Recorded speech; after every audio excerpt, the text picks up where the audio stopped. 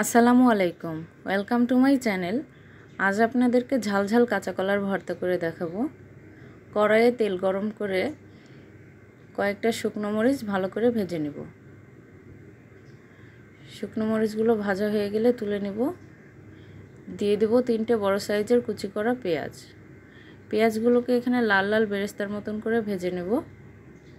ভিডিওটা দেখতে দেখতে যদি ভালো লাগে অবশ্যই একটা লাইক করে দিবেন আর চ্যানেলটিকে সাবস্ক্রাইব করতে কিন্তু ভুলবেন না। 3টে বড় সাইজের কাঁচা কলা এখানে সেদ্ধ করে নিয়েছি। খোসাগুলো ছাড়িয়ে নেব।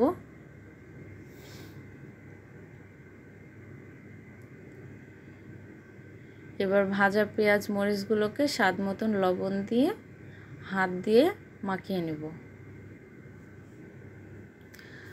মরিচগুলোকে একটু গুঁড়ো করে নেব পেঁয়াজের সঙ্গে।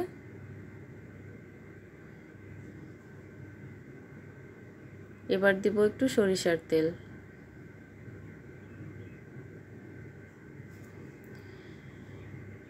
এবার কলাগুলোকে পেঁয়াজ মরিচের সঙ্গে ভালো করে মাখিয়ে নেব।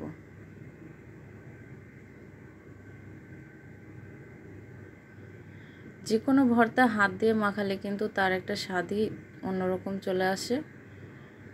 দুপুরবেলা গরম গরম ভাতের সঙ্গে যদি এরকম একটা ভর্তা থাকে তাহলে কিন্তু আর কিছুই লাগে না।